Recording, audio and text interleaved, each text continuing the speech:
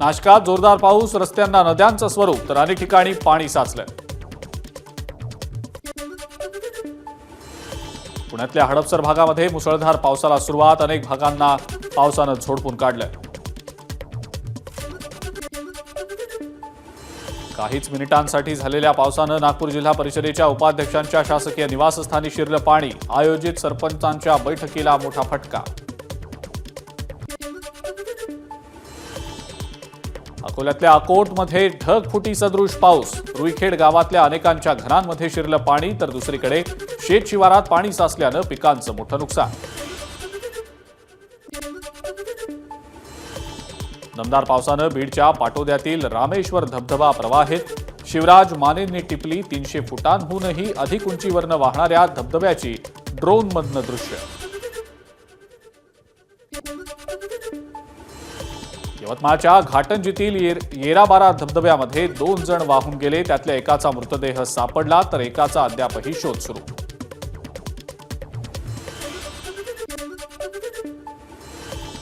आळंदीमध्ये इंद्रायणी नदीपात्रात 2 मुलं बुडाली, पिंपरी चिंचवड महानगरपालिका आणि अग्निशमन दलाकडून शोधकार्य सुरू. आळंदीच्या वेद पाठशाळेत ही मुलं शिक्षण घेत असल्याची प्राथमिक माहिती समोर. पावसानं दडी मारल्यानं मुंबईतील कमाल तापमान 33 अंशांवर, उकाड्यानं मुंबईकर हैराण. मी नेहमीच मुख्यमंत्री एकनाथ शिंदेंच्या पाठीशी, त्यांनी मराठा आरक्षणाबाबतच्या एकाही निर्णयात मी आडकाठी आणली असं सांगितलं तर मी पदाचा राजीनामा देईन, उपमुख्यमंत्री फडणवीसांचं वक्तव्य. मराठा समाजाला आरक्षण देण्यासाठी देवेंद्र फडणवीसांची महत्त्वाची भूमिका, ते मराठा आरक्षणाला विरोध करतायत असं म्हणणं चुकीचं, मुख्यमंत्री एकनाथ शिंदेंचं स्पष्टीकरण.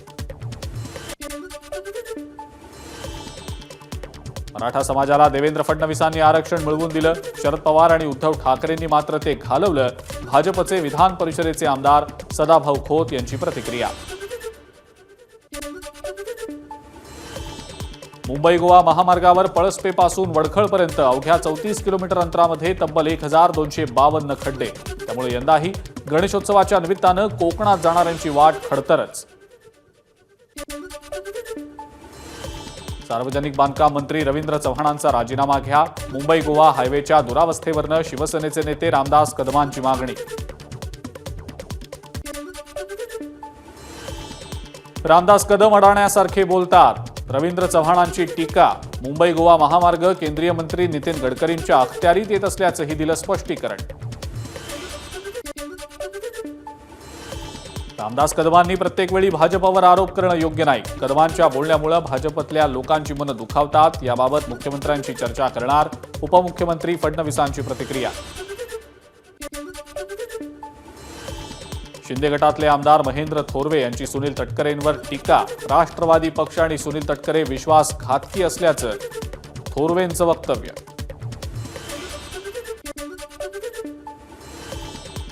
महेंद्र थोरवेंना मी मोजत नाही, स्थानिक नेते त्यांना उत्तर देतील, सुनील तटकरेंची प्रतिक्रिया.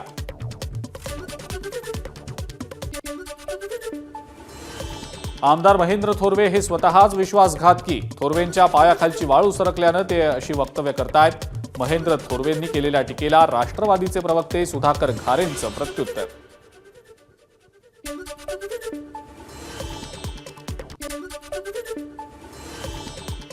मराठा आंदोलक सुप्रिया सुळेंच्या भेटीला, मराठा आरक्षणाबाबत भूमिका स्पष्ट करण्याची मराठा आंदोलकांनी केली मागणी.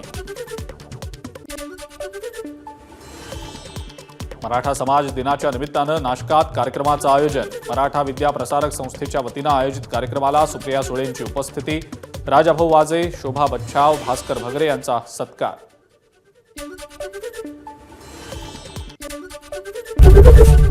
एबीपी माझा, उघडा डोळे बघा नीट.